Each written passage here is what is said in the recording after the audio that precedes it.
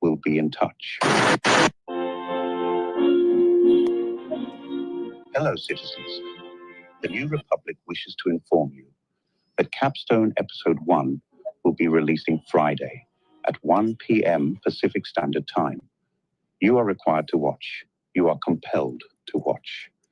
If you do not watch, we will know, and a state representative will be in touch. Hello, citizens.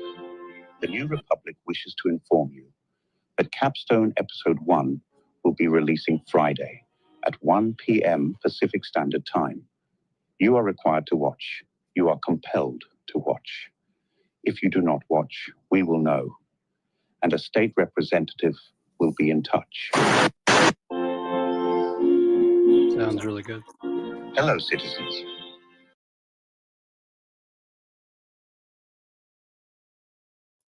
Hello, citizens. Yeah, I was like, oh, that would be cool to have as the intro. So welcome everyone to the launch party for Christopher's new video series. We're very excited about this.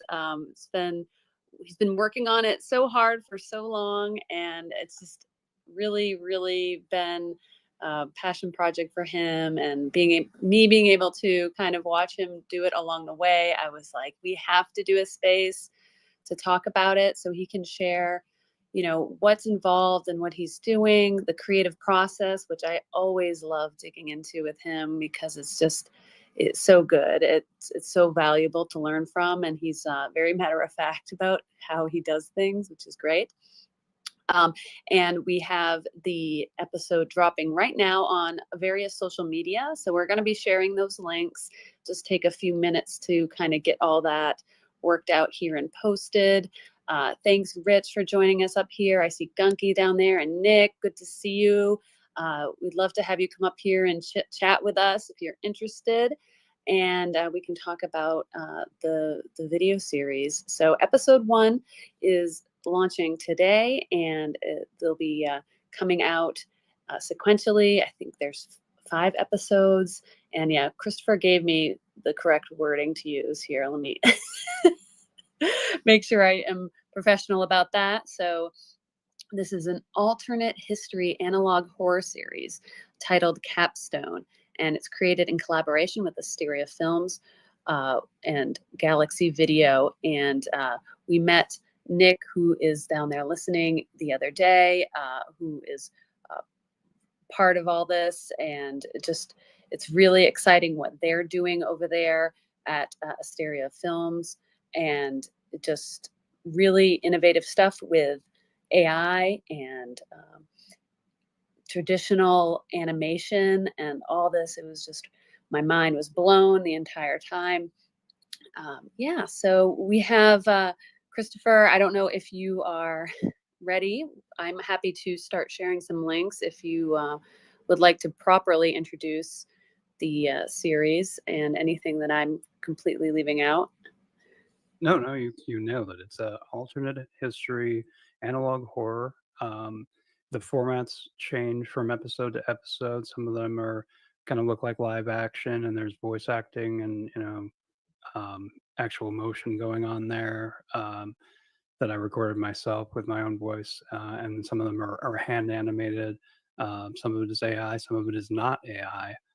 Some of it is just straight up hand animated, and there are some extended sequences that you'll see in the series that you will know when you see it, because it will stand out. And I believe I've done some things that I've never seen in analog horror ever. But I've been a big fan of analog horror for a long time. Haven't seen something quite like this before, and hopefully people love it. Yeah. And, I'm not, this isn't my genre. So I learned a lot, like just from you describing and talking about this, and the whole process of you creating the series. And, the point of it is to kind of leave a lot to the imagination. While there is still a through line and a story being told and a world being created here. So I'd love to just dive right in, and anyone's welcome to come up here and join us in the conversation. And if you have a question or would like to talk about it, please do that and put your hand up. And please go ahead through the link right now that is pinned up at the top of the space. And you can also find it down below. Go watch that. It's fine if you need to leave and come back. We would love for you to just go over there to the YouTube channel and watch the short, and maybe watch it through a couple times. Leave a comment on that. Share it to everyone you know. Yes. Repost. Well, repost the link. Don't repost the video. Comment in an overly positive manner. To like say that I'm of the gods among men, something like that. And that this is the best series you've ever seen. And give it a like, please. Yes. Give that a like. Give a repost for the space as well.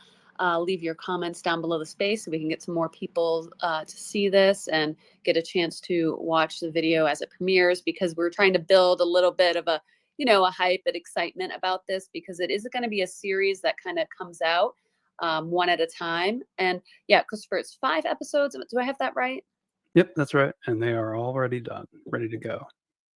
And Asteria, Galaxy Video, were nice enough to also set up a marketing campaign for this as well. So, and that's a new thing for me. I've never had that before. It's always been just me, and please listen to me, people. So this is very nice. I very much appreciate having somebody who knows what they're doing promoting this.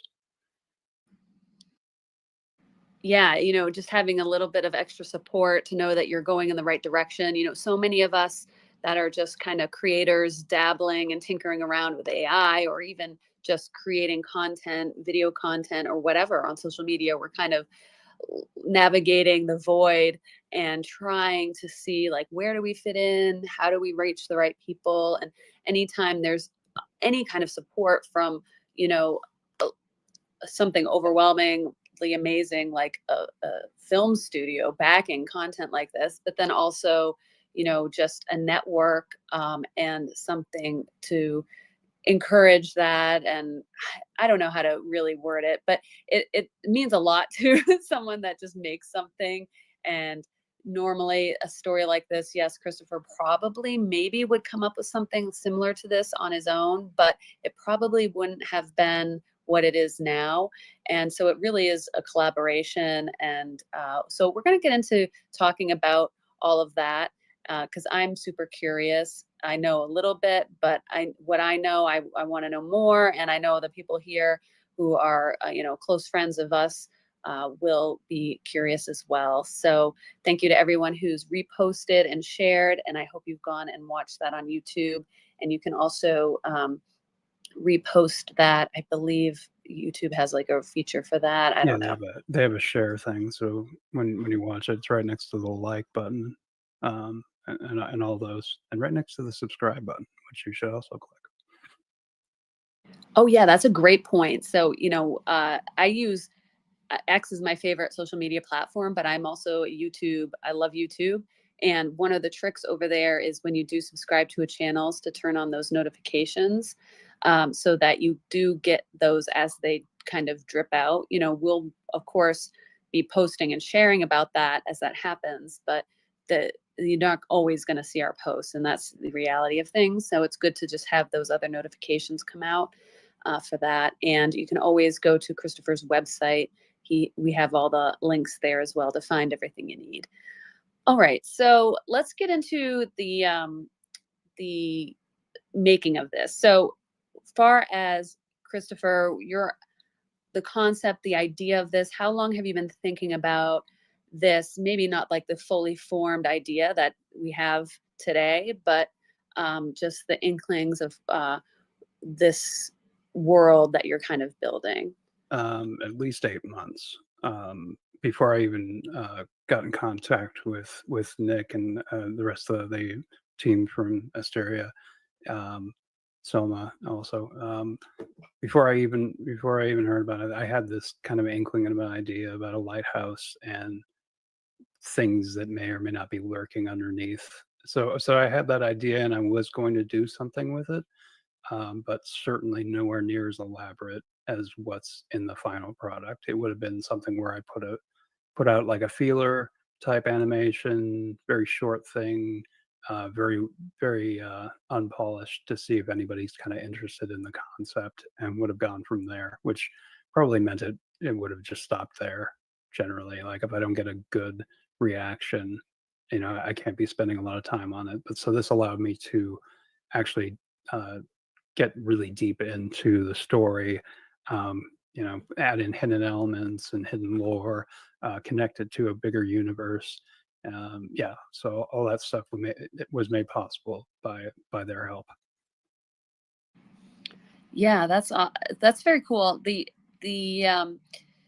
now this is the way you've created the story, or the story you're telling in this series is leaves it kind of open to like more part of it. And I think what I'm trying to say is like the other things that you've done in the past, they can kind of fit into this world a little bit. Do I have that right? Yeah, yeah. There's a series called Parasitic State, and I have like a short film and a bunch of kind of like pastiche kind of things. But yeah, there's one narrative piece, um, which makes it fairly clear what kind of world this is, and that's taking place in present day. And Capstone takes place between like 1982 and 1987, I believe. Okay, so as we kind of get into, how you came up with the concept and the ideas of this, um, what with the overall look of it, it's got a very specific look, and it's got a very interesting feel and sound to it, and so you're setting it in a certain time and place, or to give it that vibe as we watch it. So why did you kind of go with that time period? Is it just because of this type of horror genre is like fits best in that time period, or is there a specific reason that you wanted to kind of do that retro feel, I guess? Yeah, a lot of analog horror. In fact, probably most of it is kind of built around the idea of older technology, analog technology. So this kind of fits with the era and the time, and allows it to make sense to look the way it does as part of the story, instead of it just being an aesthetic. It actually makes sense that this thing would look like this, and it went beyond just throwing on an analog VHS filter. I actually did a lot of research for the kinds of fonts that I would put in, make sure that they're accurate to the world that I'm building and the time period as well. Like if I put something together, I was like, I would do the research and say, like, does this make sense for this exact period of time? Would this kind of thing even exist? Would it look like this? Right, right. Okay. So, and I want to get into like the technical stuff a little bit, but was there anything else as you were like creating the series that kind of evolved as you started creating it? So, originally, was it going to be this vertical format in your head, or did that kind of evolve? And then, as you're kind of creating the series and the scripts and the imagery and everything, did the story change? Anything like that during the creative process that kind of just helps people understand that maybe nothing's fixed in stone. Like when you're starting something like this, it does kind of transform and evolve over time, at even during the creation process. Well, originally it would have been a 4:3 aspect ratio so that it would be accurate for the time. But the collaboration we did, we're doing this for shorts. So yeah, I just kind of adopted that, and I started doing things from the very beginning in a way that was like, okay, because this is a vertical format, I can now do this, this, and this, and you'll see that's actually clear in the first episode, and especially in the second episode when that comes out. But yeah, I was able to do things and frame things differently, make things specifically for that format, and it's a format I've never really used before, so it was interesting. But yeah, it allowed for certain shots that just wouldn't have worked in any other format. Right. So, like, I love this part of creation and stuff. And sometimes the tools, either the apps we have available to us, especially with the evolving technology with AI and what we can get our hands on, and then the formats that are allowed for us for the actual output, it can be restrictive, but then it also can add a new layer of creativity. And that's what I was trying to get at with that question, because I think that you did that well. First, it seems like, okay, this is going to be restricting my creative vision. I had this vision in my head and that's what I wanted it to be. But then as you get into it, you realize, oh, this is actually a new opportunity to try something different and go at this from a different angle. And maybe it is actually making it, more effective for the shorts format to get that across. I don't know. So any other thoughts that you have on that, where the the use restrictions of either the apps and the tools that you used, or even the video format of the time restriction and the size and stuff, that kind of guided the storytelling of the series? Yeah, well, certainly the time limit was probably the most limiting factor. But I wrote the series with that in mind, so it wasn't too bad. But it did make it clear that certain pacing issues where it's like, okay, this you're already like 10 seconds over or 15 seconds over, and now you need to go back and look at this and be like, okay, this sequence doesn't need to be this long. This sequence doesn't need to be this long. And as the series went on, I did it in a linear fashion, but as it went on, I was like picking that kind of stuff out, getting feedback from Nick and Selma about you know this needs to be tightened up, this needs to be tightened up, and yeah, and they were always right with that kind of thing. This isn't a format that I have a lot of experience with, but it seems like they may be the target market for shorts. So yeah, it was very helpful, that kind of guidance, and it's something I'll be using moving forward for a lot of different stuff, because I think pacing is something that you can only kind of pick that up through experience and watching something over and over again, saying like, okay, this is kind of not picking up here and there, especially for the format of like shorts, or anything that you would post online. You have to kind of go in it with a mindset of, okay, these people have zero attention span, so you really got to grab them in the first few seconds, which is a good thing to do. Even when you're doing long form stuff, you need to grab them within the first few minutes, and ideally within the first few seconds, and then kind of go from there. I want to ask what AI tools you were using for this, and get into that a little bit, and then we can talk about the technical part of editing and all this stuff. We kind of like to get nerdy a little bit about it, because most of the people in this room, I think everyone here, is into AI in some capacity, and we're playing around with either image image generation, or now video generation is becoming so much more intuitive for people to use. So I'd love for you to share your process. So you come up, maybe you start with coming up with the story or the script or storyboarding, or how you come to that, and then taking that, and then what do you do with it? Do you make images? Do you go straight text to video? And what tools you're using and stuff? Yeah, certainly everything started, well, it started all with a script, and then it went from there to storyboarding.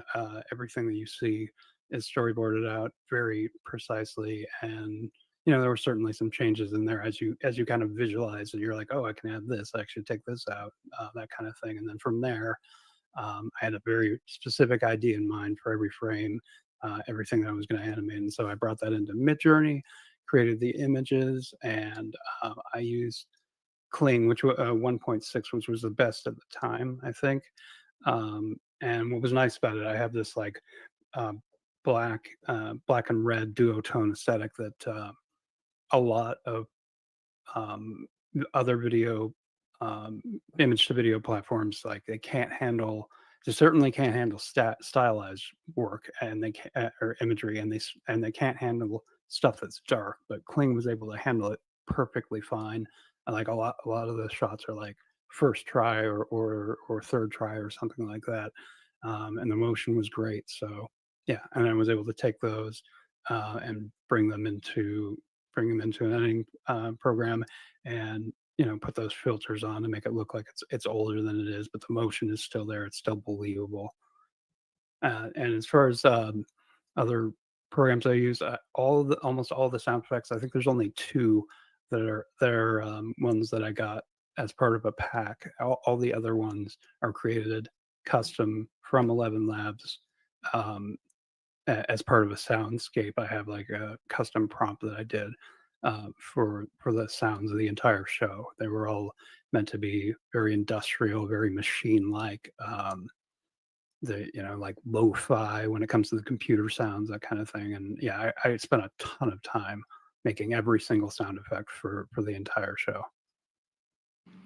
Wow. So what were you, sorry, I'm like, me as a host, I'm kind of doing like 5 other things at the same time.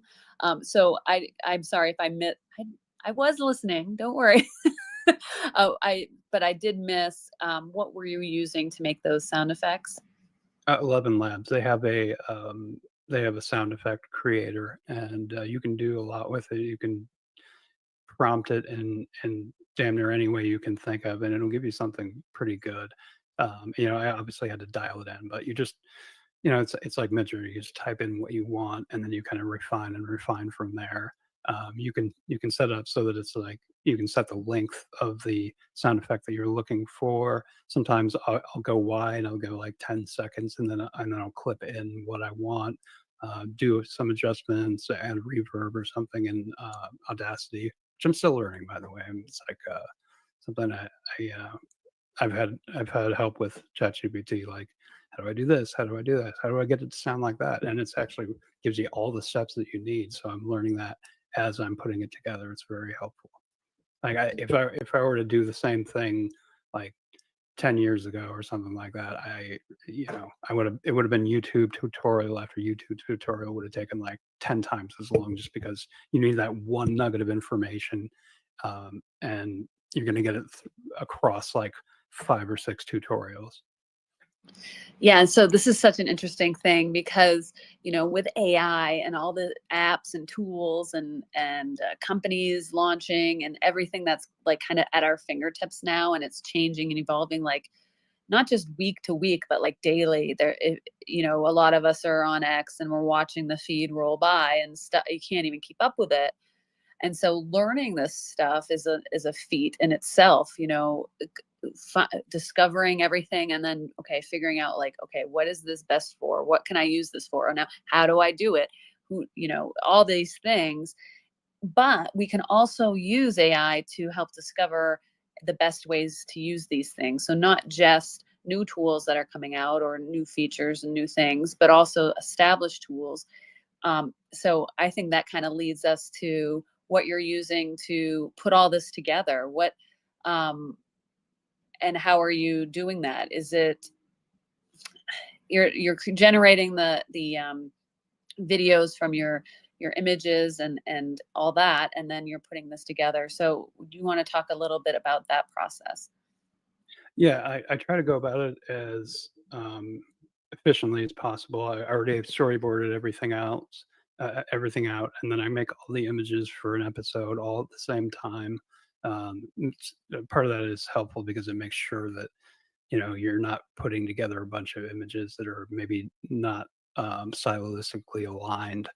You have it all in one folder, and you're like, okay, this all tracks. This all makes sense. Like, I'm not going off in some weird direction with 1 or 2 of these.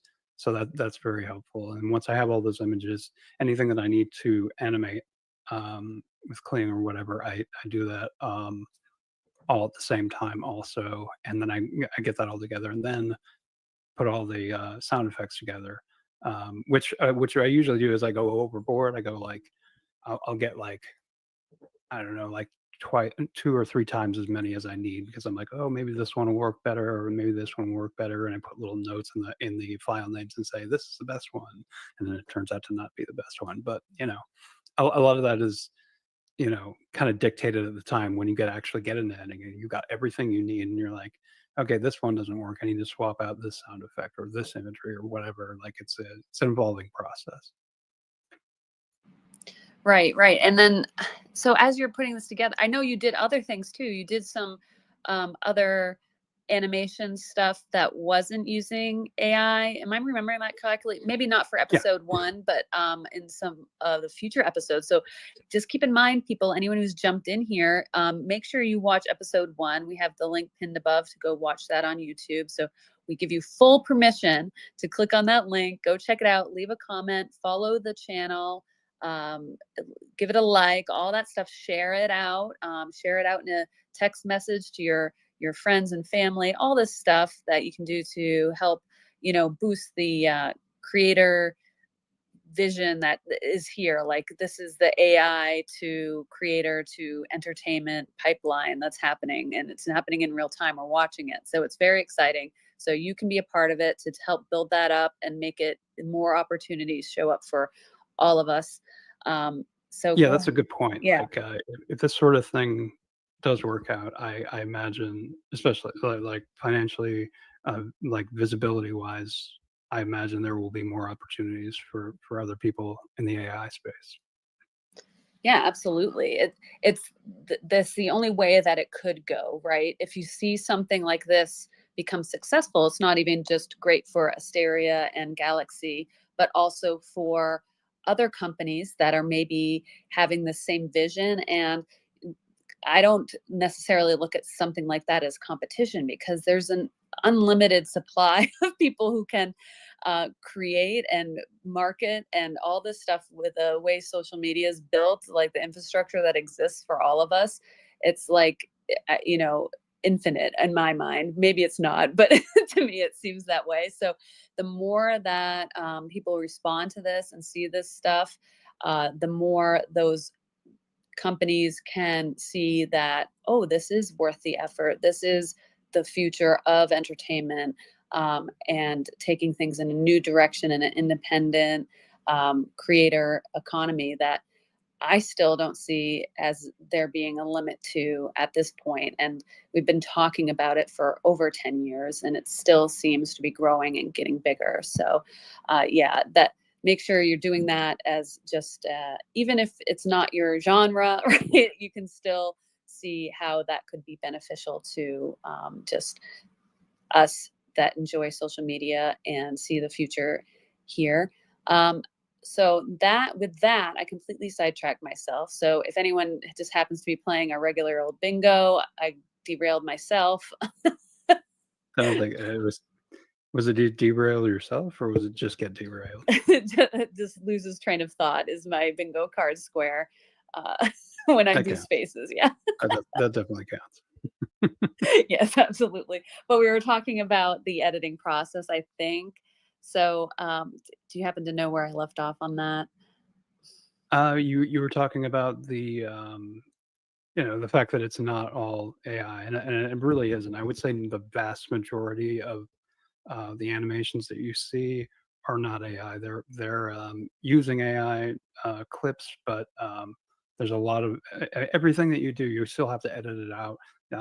Like I had to design all the text, all the placement for everything, anything that I wanted to put in, anything that I wanted to hide for lore reasons, underline, it's hidden, try to find it. All that kind of stuff. I put that together myself, and hand animating sequences as well. I did a lot of that. So yeah, it's I don't know what percentage of AI it would be, but versus manual work. I mean, it's hard to even figure that out, because I was using AI tools to build a lot of the stuff, a lot of the imagery. Pretty much all the imagery is made with Midjourney, and then I would come in and hand animate it. Even there's some like icons, simple icons. I created those in Midjourney, and then I cut them out in Photoshop, and then I built all these little interfaces and cool things. Coming soon, episode 2. Woohoo! Yeah, it's exciting. And this gets to a really great point. And I think that those of us who are excited about AI or have been since like we first started seeing, even just ChatGPT and then also then the image generation models, when I think a lot of us were plugged into that pretty early on and excited about it. We don't see this as, the replacement of everything. It's a piece, a part to get these visions to come to life. And, it still takes a lot of that manual work to get it to actually fit into what you need it to do. It's not about just like entering some text and you get a full video and you're done, send. There's a lot to it. So I don't know. Do you want to talk about how recently I'll just address the haters, if you will, that have been like kind of all over X recently. You had a post go viral recently about this subject. How maybe that communication of it's not replacing really anything. It is, but if stuff's not going to get created at all in the first place, then how is it? How is it taking someone's job if it was never going to get done in the first place because of either money or time or just the willpower to actually do it, or even the skill set to be able to do it? Yeah, I certainly think their fears and anger are misdirected. If I had done this 10 years ago, I probably could have.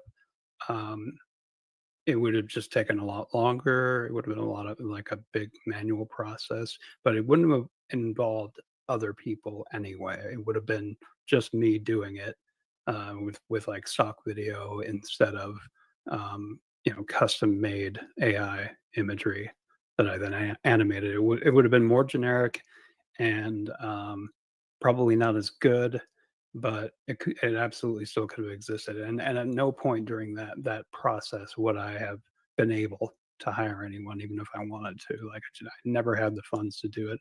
I still don't have the funds to do it. This was something that came about because of Assyria. So yeah, it, things like this with individual creators, uh, it you're not replacing anyone. You're literally just enhancing what you can do, what you're capable of, and learning along that process and getting better at it. So I see it only as a positive. I understand the concerns of like big companies. They're going to lay off a ton of people and like not have CGI for certain things, and those people are going to be hired. But if you're a hater and you're listening to this, ask yourself, am I those companies? Because I last time I checked, I am not. I have no input on what they do or don't do. So I'm just doing my own thing, and which I've been doing for 26 years. Yeah, and this is one of my favorite points about the AI and what it's opening doors. Because I feel it myself. Because I always call myself, well, I'm not a creative person and because I can't draw. I'm not a creative person because I can't take a concept from my head and put it on the page. That's a big leap for me mentally, and it was very hard. And so, traditional art class is very discouraging in a way for that. So it's like you have to actually work for that, and you can build up that muscle. You can do it, but it does take a lot of time. Whereas these tools are opening up a whole new workflow for me that can take those creativity and creative visions that I have, and I've always had, and being able to translate that into something visual, which was so hard for me to do before. And I've been doing photography for many, many years as a way to do that, because that was, I think, um, photography and video has been the method for doing that kind of thing previously. Whereas, a painter can take a brush and paint and make what they see in their mind's eye and put that out there. So, it in that way, it's like opening up a whole new world of creativity. And I'm so excited about what that means, not just for me, but for others who are like me, who have that barrier that has prevented them from being able to really express their creative visions. And I want to just note, Aura, I don't know if you can hear me. You are kind of glitching, so I'm not able to bring you up to speak. So if you'd like to come up to the speaker panel, you may have to leave the space and come back. So going from here and talking about the collaboration with the studio Asteria, which I do encourage people to go check out. They are on Instagram, and I think that's their main place to find them. And how, let's see, how do I want to say this? Working, when someone approaches you for a project like this, and you kind of get this on occasion, how do you feel about that? Are you confident about okay, I have a pitch ready, I have ideas ready, I know what I want to do, or are you kind of, at first when this started happening for you, is it kind of cut you off guard and you're not sure what exactly am I supposed to be reacting to or presenting to people like this, or pitching? This is a scary thing for creative people, the idea of pitching something. Do you have any tips for that, or how that process kind of worked out for you over time? Yeah, I was never really scared about that kind of thing, because as I've been building this up, as AI is becoming a thing, I had built up my account specifically for those kinds of opportunities. And I have a lot of ideas, a lot of things on the back burner, a lot of things that I want to do that I just don't have time to do. So I have a lot of those ideas ready. So when they actually come to me and say, "Hey, do you have any ideas for doing this kind of series or this kind of series?" I'm like, "Yeah, I've got this idea ready to go." Um, and yeah, if you're building that up, um, that's what I would say. Build that up, come up with ideas, put out what are basically like pilot episodes for a series, or just random ideas that you have. Put those kinds of things out, and get in the process of doing that. Get in the habit of doing that kind of thing. And as you're going through that, you'll probably create a backlog of ideas that you think are good. You just oh, I want to do this, but it's like it's a lot to do, but I think it would be really cool. And you got to kind of pick and choose, but you'll have that list of ideas. Maybe you'll write it down, or it'll be in your head. But when it gets to the place where people are interested, they start contacting you. Um, you'll have that all set, all ready to go. And I would also mention that this kind of process, the way I got hooked up with Asteria, was not just passive. It was a networking thing where I just happened to be talking to one guy who knew this other guy from Asteria, and they connected the two of us. He was very cool. It was PJ. Thank you very much, PJ. And yeah, he was able to hook us up. So getting out in the community, talking with people, putting your ideas out there, interacting with other people, um, talking about the form of AI video itself and what's possible, and experimenting with that, I think is very important, because that's how you get people's attention. You don't get people's attention by just emulating what you've seen before. Yeah, and like people get used to that really quickly. Like, it might have worked maybe 2 years ago, but now you really need to push the envelope in ways that nobody else has thought of before, or that you haven't seen.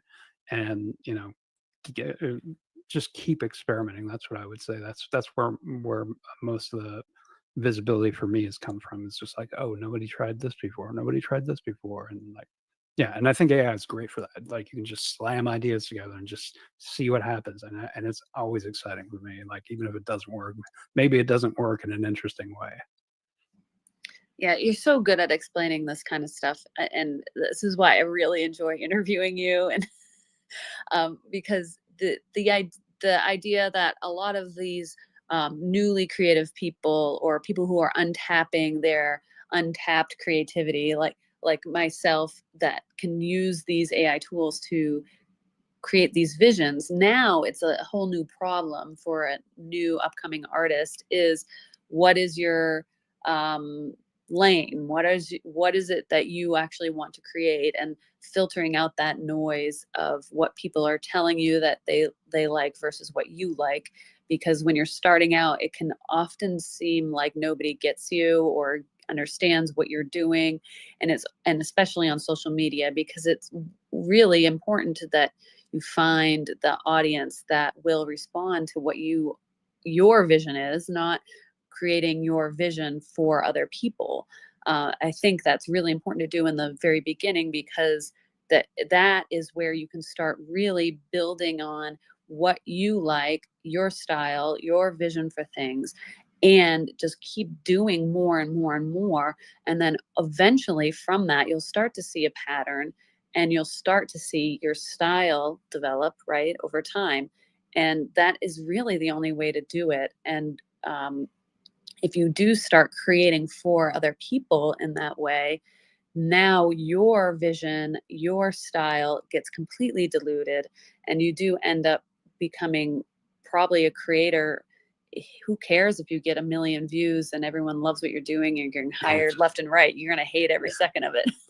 Well, I don't know if you'll hate it, but you'll certainly be making things for other people. If you have a style that's not distinctive, they're not going to be like, "Hey, make something in your style." They're going to be like, "Make this, this, and this," and it's up to you whether or not you enjoy that kind of thing. I said, certainly, if you're good at it, there's money to be made there. But ask yourself, is that what you want to be doing? And I'm not judging either way. Like, some people are fine just being basically editors for other people. I mean, that there's probably a lot of money in that. And if that's what you want to do, you go for it. Absolutely. Like, but if you want to have a voice, um, certainly be looking out for people who are doing things that you love. I think one creator on here does some really cool stuff. Frank Manzano, I think it is, and he just does these wild, like, they look like dreams in a trailer park that's from the 90s, and it's just wild, and it's kind of like pushing forward like the bad parts of AI as hard as possible. It's like, how can I break this in the worst possible way? And it makes it like a very distinctive style that's I think easily consumable, especially on X. But yeah, find those people where you really dig what they're doing, and then try to break it down and say, like, what is it about this that I like, and what I like from this person, and kind of use that to, make it clear, like, what appeals to you, and therefore what you want to do. Yeah, 100%. And yeah, it is like a balance. True. It's true. If you do want to be a working artist, I guess, in that term, you are creating for other people, right? But the power we have as social media creators, and when you are developing a portfolio of work, it can be whatever you want. Not being hired is very um, empowering to that process of really figuring out what it is your style is, what you enjoy doing. And then when the people start asking for something, you can very much tell what it is that you feel like you can do, what you can handle, what you even want to do, and stuff like that. So there's so much value in that. Yeah, we'll get to questions here in a second. I want Christopher to kind of just round up the series, and anyone who's new that's joined us, please go watch episode 1. It's pinned up above, and take a second to go watch that. Leave a comment, follow, subscribe to the YouTube channel.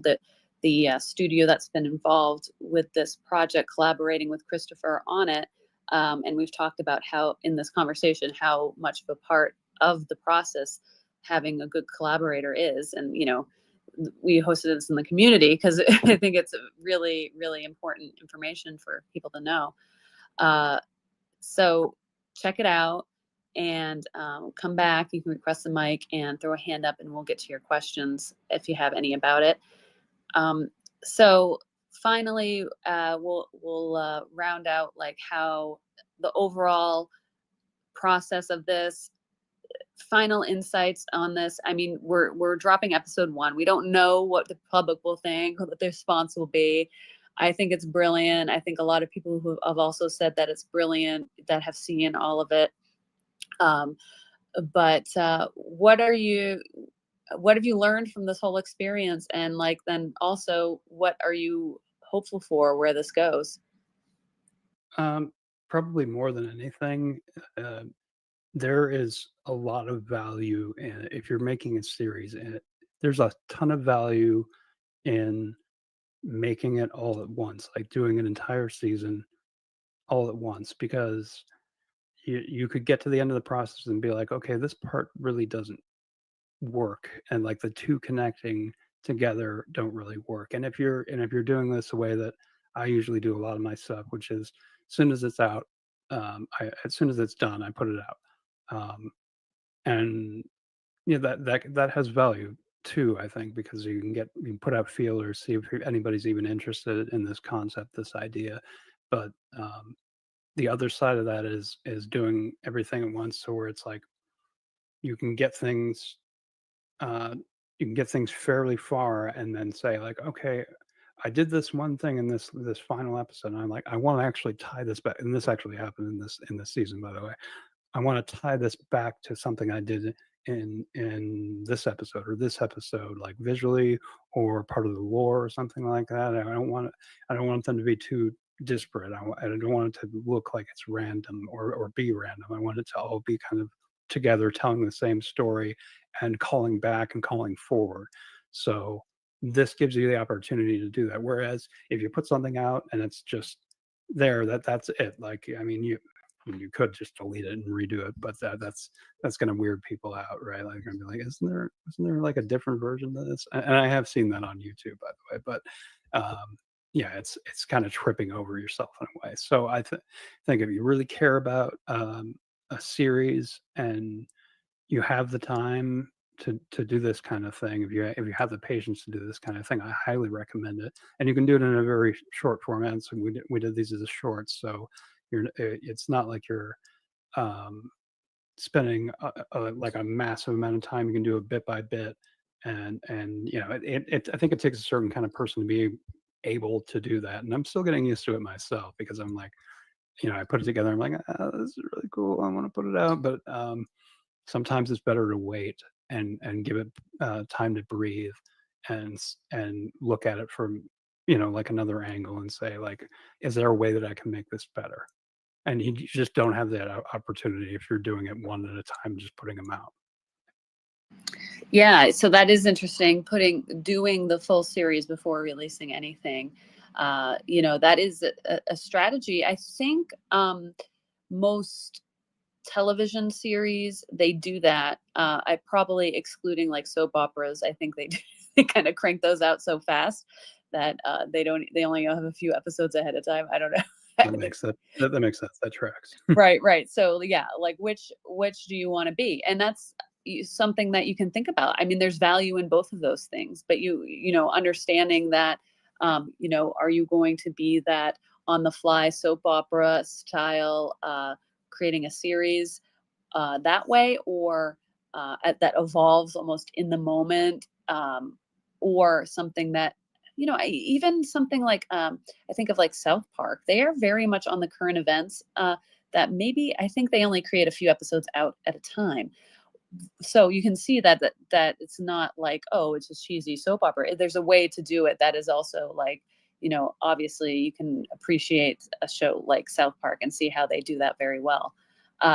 Or creating those slow burn type of shows, like Severance has been such a popular thing lately, where they record the whole season and they release that out. That's very a traditional way of doing things.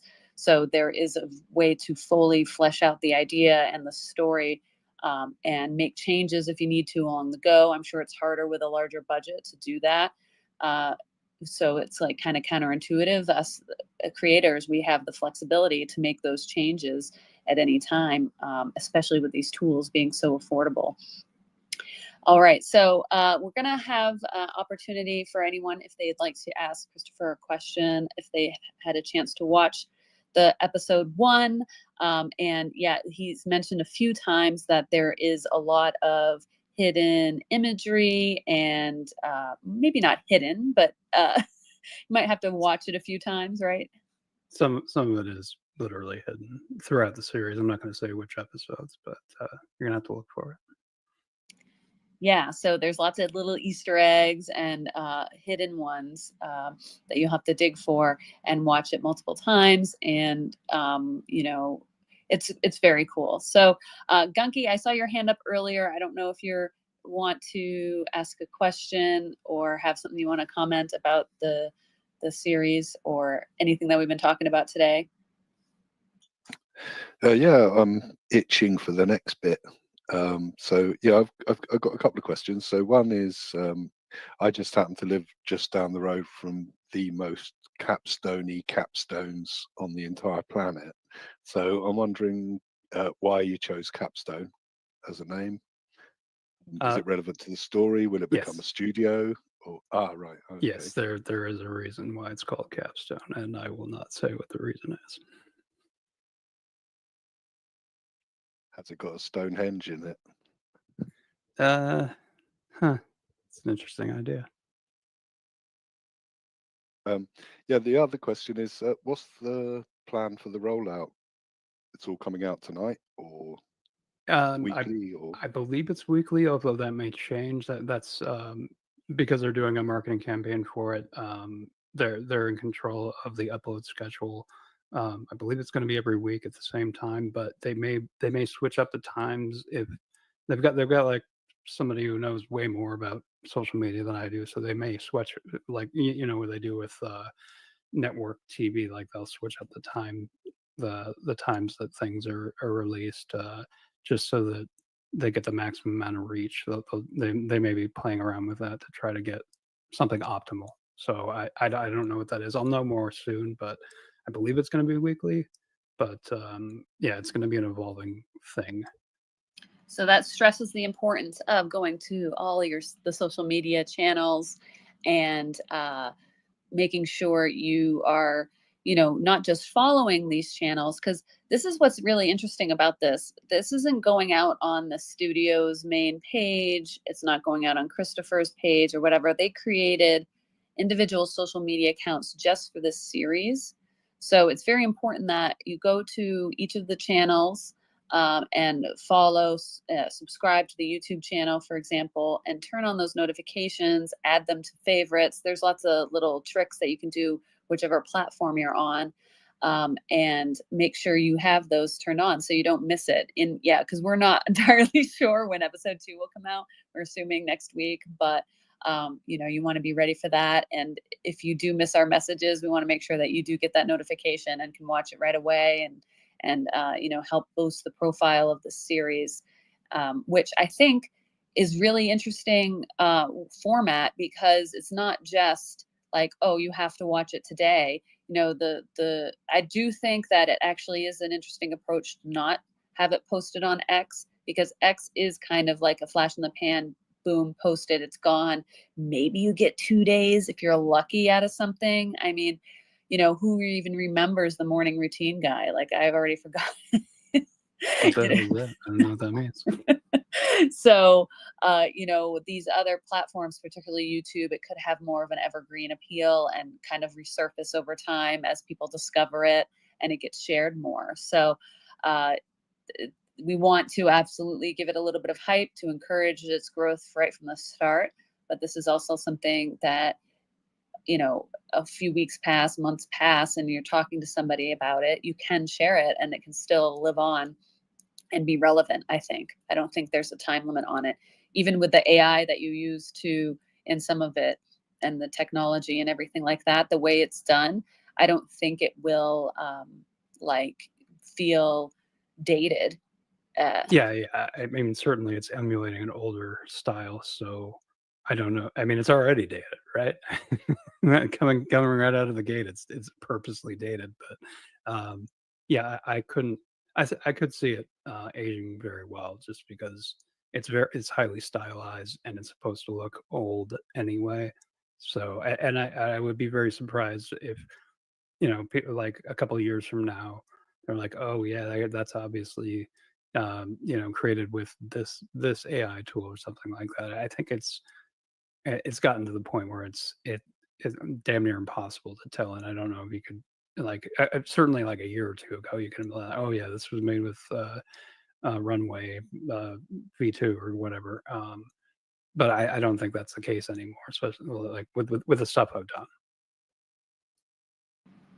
Yeah. So we also have Aura up here. I don't know if she can speak, but I know she's a big fan of your stuff, and she is a little bit hesitant about the horror stuff, like kind of I am. It's like it's not my primary thing I'm a fan of. I don't seek it out, right? But I can still appreciate something cool, and the suspense build up in this. So I'd love to know what Aura thinks, if she has had a chance to watch it yet, or has even an opportunity to speak. She might just be up here to support. So I have not had a chance to watch it yet, and I have to leave in like 2 minutes. Yes, I just took the mic so that people would follow me in, and I will watch it as soon as I get home.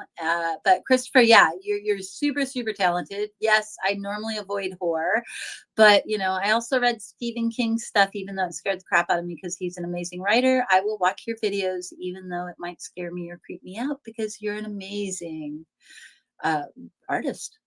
Thank you very much, and thank you for coming up to support. I really appreciate it. Yes, and that's something we can all. I try to do for my fellow creators whenever I can, if I'm available, to just sit in the room and show support. It does mean a lot to us. So thank you, Aura, for that, and would love to hear what you think about it after you do watch it. So we have Rich up here, our partner in crime, as always. How you doing today, Rich? What's up, guys? I am so excited for you, Christopher. I think this is going to be phenomenal. I can't wait to watch every single episode. I've already watched the one that you guys are chatting about and have posted probably like 3 times. I'm looking for those little Easter eggs, and I love the map. I love the little map that you did of the lighthouse, and it's kind of cool how you were talking about the format for this is like 9:16, and you don't usually work with the vertical format, but it does work perfectly for like something involving a lighthouse, especially a lighthouse that goes underground. And I want to know more about Sublevel 6. I'm real I'm intrigued. I mean, I certainly can't answer every question, but what would you like to know about Sublevel 6? I don't know. I just are we going to see that eventually? Is that probably going to be like I don't know. It says don't go to Sublevel 6, which makes me think people are going to be going to Sublevel 6. You will find out the answer to that question in subsequent episodes. I mean, it's a horror series, so I mean, we are kind of telegraphing certain things at this point. Yeah, I'm looking forward to it. I think this is really cool, and I'm really excited for you. Thank you very much, sir. Yeah, and if it's one thing that Christopher's good at, it's playing things close to the vest. He's teases for a question, and then of course he knows he can't answer anything. I'm really still learning that, but I'm trying to do my best because I want to say everything, but that's not going to be helpful in this situation.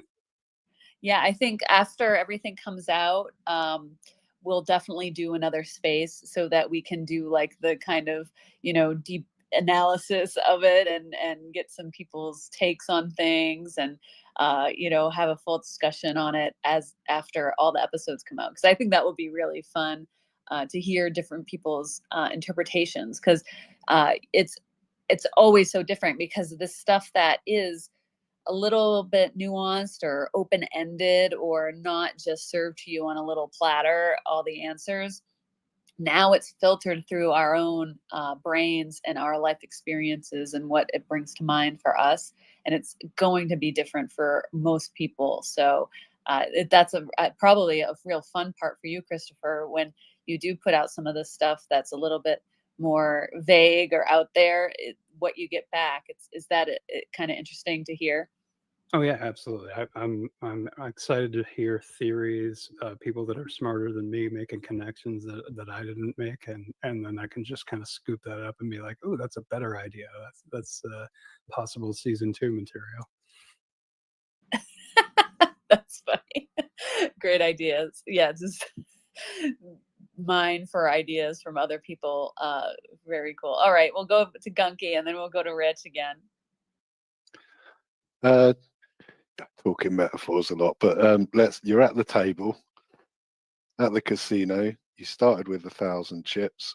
How many of those, and they're creative chips, they're Christopher Fryant, the creator. How many chips have you got in this, would you say?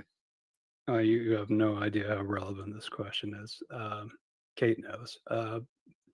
Yeah, I'm all in on this one. Like, yeah, I'm all in. The other thing is, have you thought about, I don't know who you're dealing with, what level they're at, or whatever's going on, but are there any options for kind of product placement or anything? You know, I don't know, so I'm just saying, let's say the vampire is, you know, Diet Coke, maybe Bud Light. Well, it's being created with a film studio, but they're not associated with like a massive studio. So the way this venture is kind of set up is that like normally they'd be working with a bigger studio, like you know, like I don't know, Sony or A24 or whatever, and they would kind of dictate that kind of thing. But the way that this is set up, it's like with a budget that we would have used to create like pre-visualizations for another studio, we can take that and then just make the thing that this person wants to make or this one person wants to make. And that way they don't even have to do those kinds of things or make those kinds of deals. And then, you know, you see how ham-fisted it is. Like I think the number one example that I can think of is there's a show called Heroes, and they're like driving around in this Kia Sentra or something like that, and they have to keep saying Kia Sentra like over and over again, and it's just the worst kind of thing. So I'm very happy that I don't have to do that, and we'll see. Like opportunities arise. I hope that they do not. Yeah, and this is such a great point. It's why we're very excited. We got to tour the Asteria Studios in LA, and they're incredible. They really are. Their vision is so on point, and because they understand, like being in that town, they understand the big studios. They're big sharks out there swimming in the ocean, but the world is set up for us right now to be independent if there is that push behind it, that little bit of effort, that little bit of oomph of marketing and teaming up with amazing creators and people who maybe are disillusioned in the industry that are extremely talented. Yeah, we have an opportunity here, and this is one of the studios that's really, that's their vision for the future of entertainment. Yeah, what it reminded me of was because I got in there, I got to see what everybody's working on and the tools that they're using. A lot of them are using Comfy UI, and they have these custom setups and stuff like that. And it's it reminds me of is in the Matrix, the movie The Matrix. Neo's like a hacker, and then he goes into this room, and he gets like he chooses the pill and everything, and they take him into this room, and he's looking at all this stuff that they've created, and he's like, "Oh, you think you're a hacker? We're actually hacking reality right now. All this like custom equipment, and nobody knows what the hell it. Well, he doesn't know what the hell it does. So it's like a whole nother level of just hacking things together to get exactly what they're after, and it's so cool. These people are on another level, like way above what I can do, and it's very impressive to see. And I really want to get into all that kind of stuff because they're very passionate about what they do. Every single one of them is like, oh, what can we do with this? What can we do with this? What if we tried this and this and this? And that's exactly where my head's at, like all the time. And to be able to do that at another level is very exciting to me, and seeing other people actually doing it, it's super rad. It really is. Sorry, Gunky, go ahead. I was going to say I'm coming to terms with AI because for a while I was thinking, well, I'm obsolete now, aren't I? But I'm starting to I've got portfolios full of drawings and illustrations and stuff, and I'm like, let's see what AI turns this into, and and I'm like, oh, I quite like this, and now maybe someone else can animate that for me or tell me where to drop it in, and I'm like, oh, okay, so nearly 60 years of learning how to do art, it hasn't just suddenly gone down the toilet, basically. Yeah. But yeah, so yeah, just another quick question. Have you got like a list of skills I've got, skills I'm trying to get, stuff I need to learn? Being everyman, being a one-man band, it's a lonely sport, and B, it's really hard to like criticize yourself. You either over criticize yourself, or, oh well, I'm just going to live with it because I've only got, I've just got to, because it's only me, there's no budget, blah blah blah. I mean, I do think the collaboration station should, I'd like to see just a little spreadsheet on a website somewhere with those people who want to be involved. Here's my handle, and here's something I can offer. Like when Kate was doing those logos, and we sort of had a little conversation, and it, and Kate said, I hate doing logos, and I'm like, I love doing logos. Like, that's my favorite. I don't like doing all the text and putting the website together. That's the boring bit. The logo is the only thing I have any real interest in. Yeah, so I'm wondering how, what's missing from your sort of quiver. Okay, so yeah, there's a lot that I can do. I can do editing, I can do sound effects, I can do I can actually animate the kind of stuff, come up with the imagery, storyboarding, writing, all that kind of stuff, voice acting. Um, I'm not great at putting together like sound design and making it cohesive and making it matter to the story, just because I've done so little of it. Understand the basic theory, but also when I get into those editing programs, I've been using them for almost a year now, and it's just like, I go through the tutorials and they tell you what to do, but I don't know, no idea. I'm just pushing the levers because they tell me to, and I'm like, I don't know what this is doing to the thing. I can hear the effects of what it's doing, but you'd be hard pressed to find a tutorial for that kind of thing where it actually says this is what it's doing to the waveform, or like this is why it sounds the way it does. It's because you're doing this, this, and this, and this is why you'd want to do something like that. It's very surface level type stuff. So yeah, I mean, I want to get better at that. I want to get better at understanding it. I accept the fact that I'm never going to be like amazing at that kind of thing, and probably people can do it better than me. And I like, if I ever get a budget, that would be probably one of the first things that I would go after, is somebody who's really good at sound. Again, AI making opportunities for people that wouldn't have existed otherwise. I would want to hand that out to somebody. Also, I want to get into performance capture, and I imagine me doing a lot of this stuff myself, because uh, if I have the control, I get very exacting with what I want to do. So if I'm capable of physically acting something out, I want to do that. I've got this kind of rig in my mind that I've set up, which is basically like a VR kind of setup, and you have like a motion tracked 5 trackers that you can then record that and put that onto like a metahuman, and then add an AI layer on top of that kind of thing, and facial capture as well. So I can swap out with a generic face model, and instead do a real, well, not a real, but like an AI actor that's following my facial motions exactly. So yeah, that kind of stuff I want to get into. I've already done a little bit of that, but it was a very janky setup. So it'd be great to eventually do that. And then beyond that, get into live action that may or may not be have anything to do with AI. And there may be an opportunity for that for me coming up, but we'll see about that. Fingers crossed.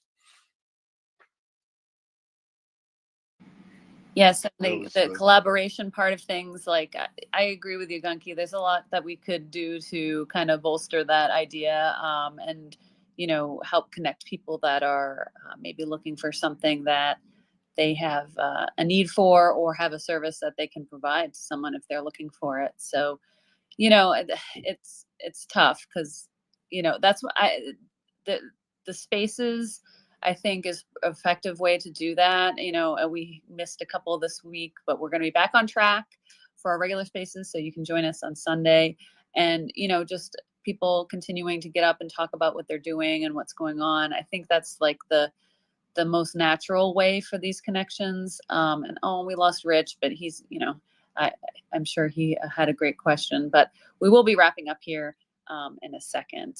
So thank you everyone who joined us. I do want to give Christopher an opportunity to maybe just round out and do a final pitch to encourage people to watch the show. We have the link to YouTube pinned up above. You can watch episode 1. And this will be rolling out, we think, 1 a week, but make sure you have the subscriptions and notifications on for all these channels. I have put in my profile all the channels that you can find this on. So you can head over to my profile and just scroll down to the second post, and you'll find all the links to where you can also subscribe, follow, and check out episode 1. So yeah, Christopher, I'll throw it to you. You can close out with any final thoughts. And unless there's something else I'm forgetting here, you know, I think we covered it pretty good. Yeah, I think we covered it pretty good. Capstone is an analog horror series created in collaboration with Asteria Film Company and Galaxy Video. It's very elaborate. It's in a shorts format. It's going to be, I believe, weekly. And episode 1 is out now, and it's an alternative history kind of thing. And there's a lot of world building that goes on. Even in the first episode, things are mentioned that are relevant to the story and the world itself. So, yeah, definitely want to try to listen with that in mind and look at all the little details, because they will become relevant both in this series and if there's a season 2 in there as well. So. Yeah, and maybe look outside of the video itself. There are things that may or may not be hidden in other places around. Ooh, yes, yes. Lots of things to discover with this and learn about this world. So thanks so much, everyone, for joining us today and for hanging out.